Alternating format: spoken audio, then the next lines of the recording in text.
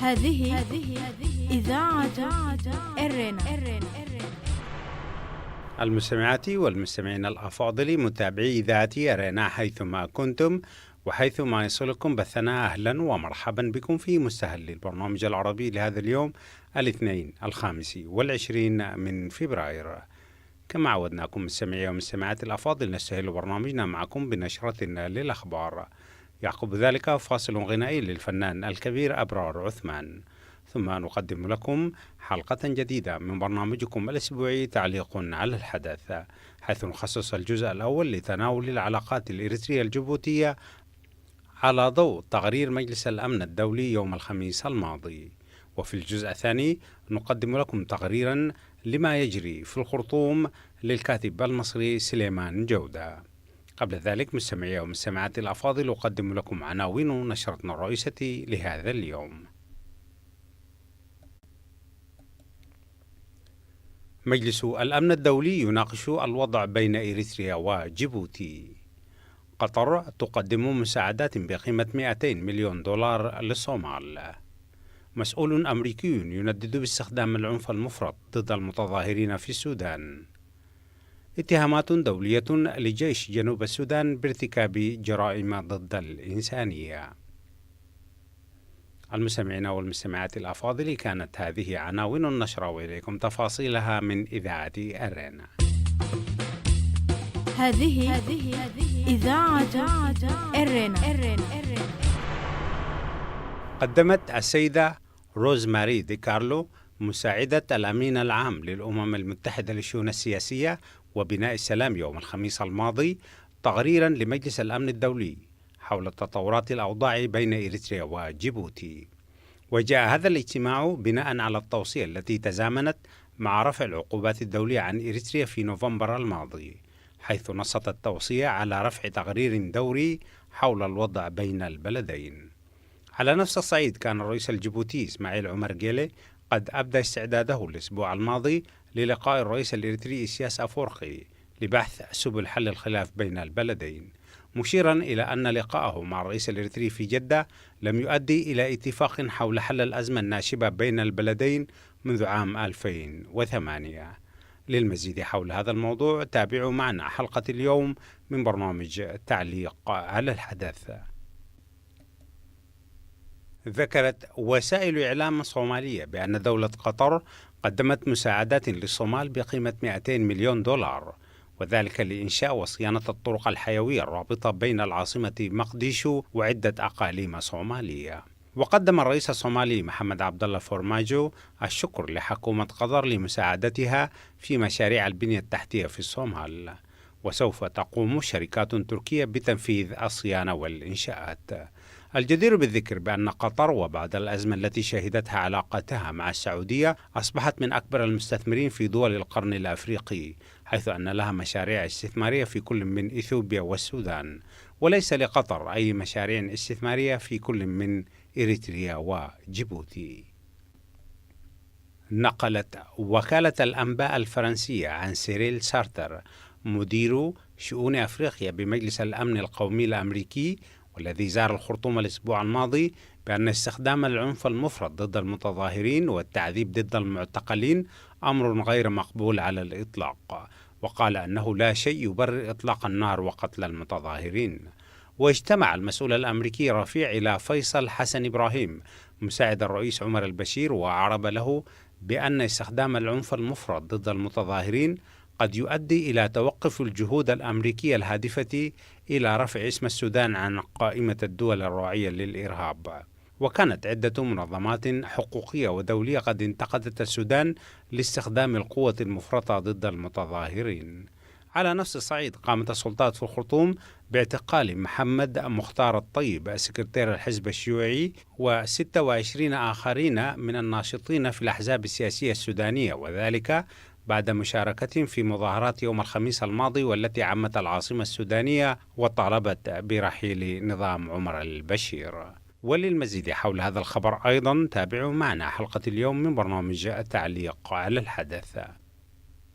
قالت مفوضة الأمم المتحدة لحقوق الإنسان بأن هناك أدلة تشير إلى ارتكاب الجيش الشعبي لدولة جنوب السودان ارتكاب جرائم اغتصاب وقتل بحق نساء في مدينة بانتيو في ديسمبر الماضي.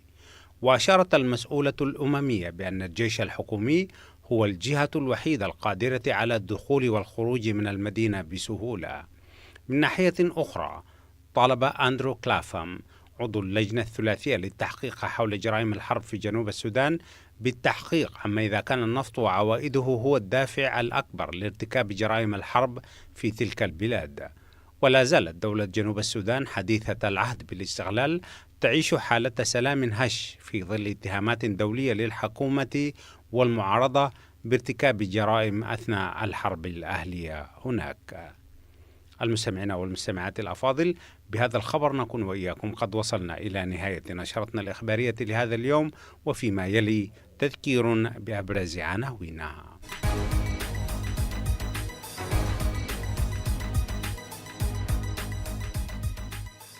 مجلس الأمن الدولي يناقش الوضع بين إريتريا وجيبوتي.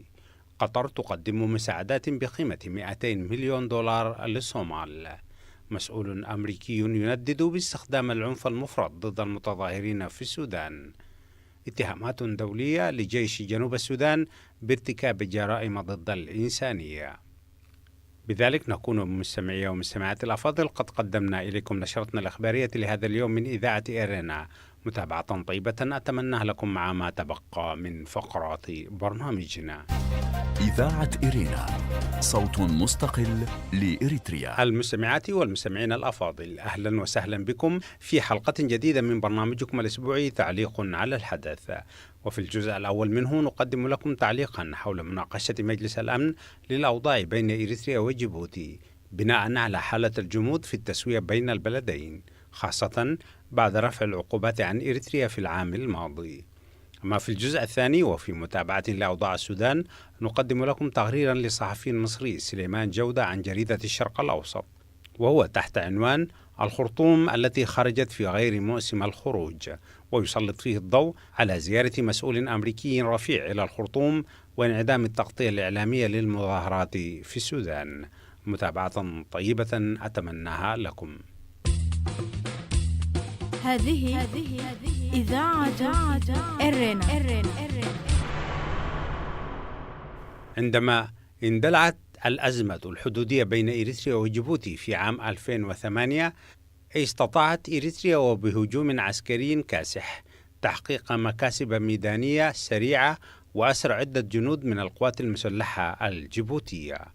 وظلت قضية الحدود أو ما يسمى بالنزاع حول منطقة دميرة مستعصي على الحل رغم توسط دولة قطر ووضعها لقوات حفظ السلام بين البلدين في عام 2010. ورغم كل شيء ظلت إريتريا في وضع من لا يريد حل الأزمة، لأنها لم تعلن بوجود أسرى حرب جيبوتيين لديها. جيبوتي من ناحيتها طالبت بتسليمها 17 جنديا جيبوتيا أسرتهم إريتريا أثناء المواجهات. وأخيرا نجحت دولة قطر في إطلاق سراح بعض منهم قبل الأزمة مع السعودية، والتي أدت إلى انسحاب قطر من الوساطة بين إريتريا وجيبوتي لانحياز الدولتين ضدها ووقوفهما المعلن مع محور السعودية الأمارات ضدها. بناء على هذه الخطوة سحبت قطر قواتها وأعلنت وفاة مبادرتها لحل الأزمة بين البلدين. هذه إذاعة إيرينا.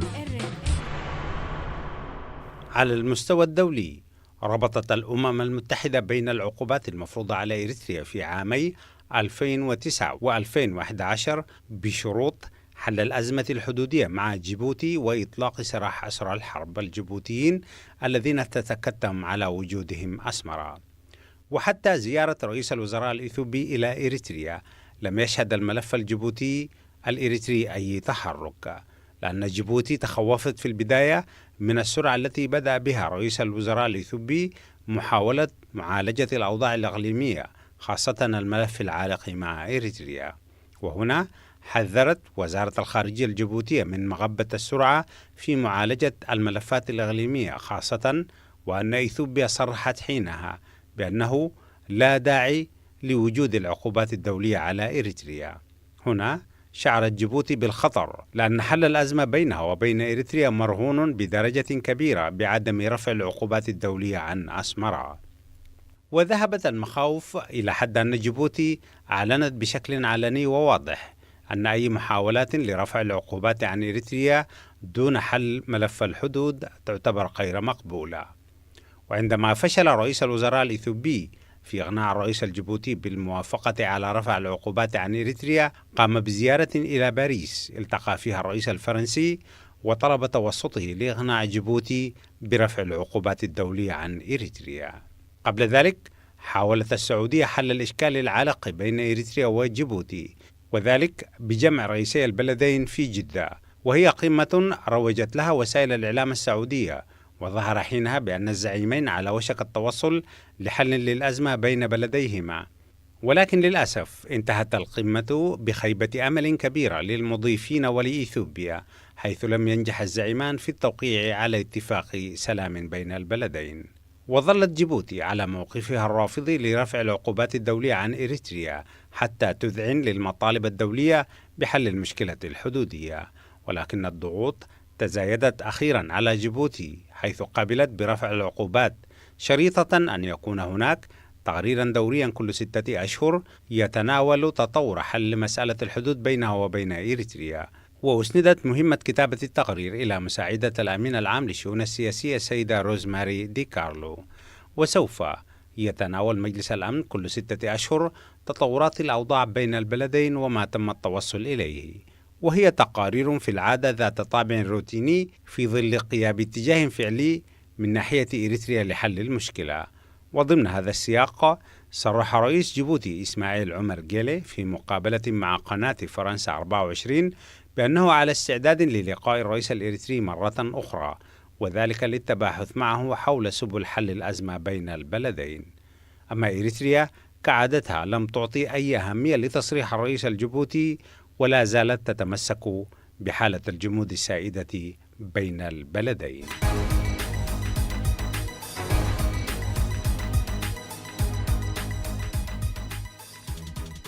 استمعتم مستمعي ومستمعاتي الأفاضل، وفي الجزء الأول من برنامجكم الأسبوعي تعليق على الحدث إلى تعليق حول حالة الجمود في التسوية بين إريتريا وجيبوتي، وذلك على ضوء تقرير مجلس الأمن الأخير حول الأوضاع بين البلدين. هذه إذاعة إرنا. أما في الجزء الثاني مستمعي ومستمعاتي الأفاضل، نقدم لكم التقرير الذي كتبه الصحفي المصري سليمان جودة. ويقول الأستاذ سليمان جودة: ما أقرب المسافة في وجوه الشبه بين فريق رياضي مصري يحترف رياضة الاسكواش ويلعبها ويحقق فيها بطولات دولية، وبين احتجاجات السودان التي انطلقت في ديسمبر الماضي، ولا تزال تطوف البلد وتنتقل من مدينة فيه إلى مدينة أخرى لعلها تصل إلى ما وصلت إليه احتجاجات مماثلة كانت قد فاضت في آفاق المنطقة العربية قبل 8 أعوام من اليوم. إن هذه سياسة وتلك رياضة، ولكن بينهما رابطا قويا يمتد من وراء ستار في المعنى لا المبنى، كما سوف نرى حالا. إذاعة إرينا، صوت مستقل لإريتريا. ففي منتصف سبتمبر الماضي كان الفريق المصري الذي يضم اللاعبات نور الطيب ونور الشربيني ورنيم الوليلي ونوران جوهر قد فاز ببطولة العالم للإسكواش. وكانت البطولة قد انعقدت في مدينة داليان الصينية، وكان الفوز قد جرى بهدفين نظيفين على فريق بريطانيا بجلالة قدره وجلالة قدرها. من قبل كانت اللاعبة الأولى قد حققت فوزا آخر هي وزوجها الذي يشاركها احتراف اللعبة، وكان فوزهما على مستوى الولايات المتحدة كلها، وكان الاثنان حديث الصحافة هناك ومثار تعليقاتهما. ورغم أن البطولة في حالة الفريق الرياضي مجتمعا كانت عالمية، وكانت في حالة اللاعبة وزوجها أمريكية خالصة، فإن صدى الفوز في الحالتين لدى الإعلام في القاهرة لم يكن عند حدود التوقع، ولا كان عند سقف الطموح لدى أصحاب الفوز. وكانت التغطية الصحفية للبطولة في الحالتين أيضا تغطية خجولة ومخنوقة في مساحات ضيقة لا تكاد العين تراها أو تقع عليها. وأظن أن كل لاعبة من اللاعبات الأربعة كانت تفتش عن خبر فوزها العالمي أو الأمريكي في صحافة بلادها أو في إعلامها، فكانت تعثر عليه بصعوبة، وكانت تكتشف أن الحفاوة الإعلامية المستحقة ليست على قدر الجهد المبذول ولا على قدر الفوز الكبير الذي كانت الدنيا شاهدة عليه،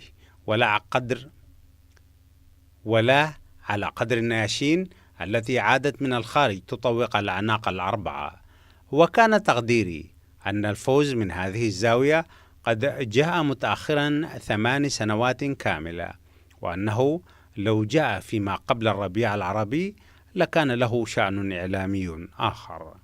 فوقتها كان الرئيس حسني مبارك يحب رياضة الاسكواش وكان يمارسها، وكان الإعلام يتحرى أخبار هذه الرياضة ليضعها في برواز، وكان تحقيق أي فوز مصري فيها وبأي مقدار يجد في وسائل الإعلام كلها من الاهتمام ومن الرعاية ومن الاحتفال ما لا يجده هذه الأيام، ولا يجد شيئا منه. ولذلك كان فوز اللاعبات الأربع فوزا صامتا، لأنه جاء في غير أوانه إذا جاز التعبير، رغم الصخب الذي كان قد رافقه هناك في داليان الصينية مرة وفي ملاعب الولايات المتحدة مرة ثانية. لازلتم مستمعي ومستمعات الأفاضل تتابعون تعليق للصحفي المصري سليمان جودة تحت عنوان الخرطوم التي خرجت في غير موسم الخروج. هذه إذاعة إرنا. ولا يختلف الحال مع احتجاجات السودان التي دخلت شهرها الثالث تقريبا، لأن فوز الاسكواش إذن كان قد تأخر عواما 8 جعلت استقباله مغايرا، وجعلت مذاقه غير المذاق الذي كان له ذات يوم في صفحات الجرائد وفي الشاشات. فالاحتجاجات السودانية انطلقت متأخرة هي الأخرى، وكان تأخرها 8 أعوام كذلك، ولو تقدمت إلى الموعد نفسه من عام 2011 لكان لها شأن غير هذا الشأن. إن نظرة واحدة على تصريحات سيريل سارتر المساعد الخاص للرئيس الأمريكي دونالد ترامب بعد اجتماعه في العاصمة السودانية الخرطوم الأسبوع الماضي مع فيصل حسن إبراهيم مساعد الرئيس السوداني عمر البشير تنطق بهذا المعنى وترسخه في الأذهان، ولا تترك للمتابع بديلا عن المقارنة بين ما كان من جانب واشنطن إزاء احتجاجات الربيع في وقته وما هو كائن من جانبها هي نفسها أمام احتجاجات السودان في هذه الأيام. إنها قضية فروق توقيت لا أكثر.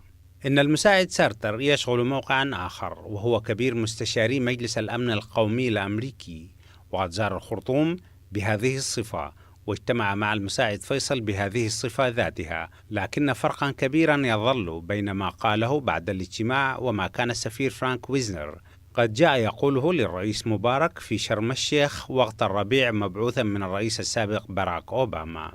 وقتها كانت إدارة أوباما تطلب من مبارك الرحيل عن السلطة، ولم تكن تريد رحيلا منه في المطلق، ولكنها كانت تريد أن يرحل الآن كما سمعنا أوباما يقولها ويرددها ويتمسك بها، ويدفع أركان إدارته إلى الترويج لها والدعوة إليها. لكن سارتر جاء يقول كلاما ناعما من نوعية أن على الحكومة السودانية أن تراعي مقتضيات حرية التعبير مع المحتجين، وأن على المحتجين أن يراعوا سلمية الاحتجاج والتظاهر والاعتراض، وأنه لا حلول خارجية يمكن فرضها على حكومة البشير التي عليها أن تتحلى بالمزيد من الصبر لعلها تصل إلى حلول أساسية للأزمة بينها وبين الذين يطالبون برحيلها عن الحكم. المستمعين والمستمعات الأفاضل، لازلتم تتابعون تقرير الصحفي المصري سليمان جودة تحت عنوان الخرطوم التي خرجت في غير موسم الخروج. إذاعة إرينا، صوت مستقل لإريتريا. لا أحد طبعا يرغب في تكرار أجواء الربيع العربي المدمرة في السودان، ولا أحد يسعده أن ترحل الحكومة في الخرطوم بالطريقة التي رحلت بها حكومات دول الربيع. فلقد رأينا البدائل كيف كانت، ولقد تابعنا العواقب كيف صارت، وشاهدنا التداعيات كيف دامت، ولا أحد يتمنى لحكومة البشير أن تشرب من ذات الكأس التي شربت منها بضع حكومات فاجأتها رياح الربيع في مقاعدها، فلقد تبين أن الشعوب هي التي تشرب لا الحكومات، وأن أحد الناس هم الذين يتجرعون الكأس إلى آخرها، لا الذين كانوا على مقاعد السلطة حين هبت الرياح العاصفة تقتلع المقاعد من أماكنها. لا أحد يريد ذلك للشعب السوداني ولا لأي شعب في المنطقة أو حتى خارجها، ولكن القصة على بعضها جديرة بالتأمل، كما أن ظلالها تدعونا إلى التوقف لحظات. فربما نرى كيف أن فروق التوقيت تفعل فعلها في ملاعب الاسكواش بالطريقة التي تفعله في ساحة السياسة وميادينها، فيتبقى الدرس واحدا لا يتغير.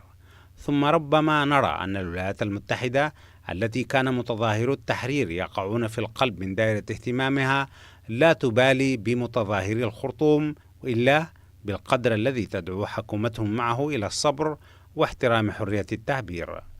وهي دعوة لا تتحرك ولا تصدر عن المساعد سارتر ولا عن إدارة بلده إلا بدافع الرغبة في ذر الرماد في العيون، وإلا بدافع إبراء الذمة، وإلا بدافع إخلاء الساحة الأمريكية مما تصادفه من لوم أو من عتاب، إذا ما جاء أحد يتطلع إلى صفحتها في مقام الدفاع عن حقوق الإنسان.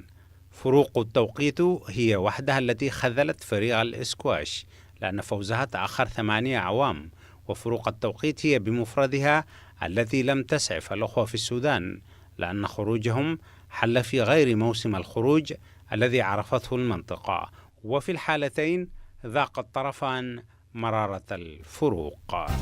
إذاعة إرينا، صوت مستقل لإريتريا. استمعتم مستمعي ومستمعاتي الأفاضل في الجزء الثاني من برنامجكم الأسبوعي تعليق على الحدث إلى تعليق تحت عنوان. وبهذا القدر مستمعي ومستمعاتي الأفاضل نكون قد وصلنا إلى نهاية فقرات برنامجنا لهذا اليوم. وقبل الختام أعيد إليكم مستمعي ومستمعاتي الأفاضل موجزا لأهم ما ورد في نشرتنا الإخبارية لهذا اليوم. مجلس الأمن يناقش الوضع بين إريتريا وجيبوتي. قدمت السيدة روزماري دي كارلو مساعدة الأمين العام للأمم المتحدة للشؤون السياسية يوم الخميس الماضي تقريرا لمجلس الأمن حول تطورات الأوضاع بين إريتريا وجيبوتي، وذلك في ظل حالة الجمود السائدة بين البلدين. قطر تقدم مساعدات بقيمة 200 مليون دولار للصومال. ذكرت وسائل إعلام صومالية بأن دولة قطر قدمت مساعدات للصومال بقيمة 200 مليون دولار، وذلك لإنشاء وصيانة الطرق الحيوية الرابطة بين العاصمة مقديشو وعدة أقاليم صومالية. مسؤول أمريكي رفيع يندد باستخدام العنف المفرط ضد المتظاهرين في السودان. نقلت وكالة الأنباء الفرنسية عن سيريل سارتر مدير شؤون أفريقيا بمجلس الأمن القومي الأمريكي الذي زار الخرطوم الأسبوع الماضي بأن استخدام العنف المفرط ضد المتظاهرين والتعذيب ضد المعتقلين أمر غير مقبول على الإطلاق، وقال أنه لا شيء يبرر إطلاق النار وقتل المتظاهرين. اتهامات دولية لجيش جنوب السودان بارتكاب جرائم ضد الإنسانية. قالت مفوضة الأمم المتحدة لحقوق الإنسان بأن هناك أدلة تشير إلى ارتكاب الجيش الشعبي لدولة جنوب السودان ارتكاب جرائم اغتصاب وقتل بحق نساء في مدينة بانتيو في ديسمبر الماضي. إذاعة إرينا، صوت مستقل لإريتريا. المستمعين والمستمعات الأفاضل، بذلك نكون وإياكم قد وصلنا إلى نهاية فقرات برنامجنا لهذا اليوم.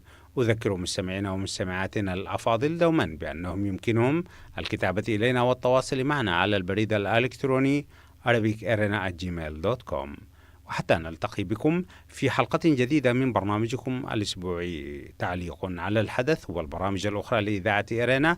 لكم مني محدثكم فتي عثمان، ومن زملائي في الإذاعة في باريس أطيب التحايا، ودمتم في رعاية الله وحفظه. هذه إذاعة إرينا.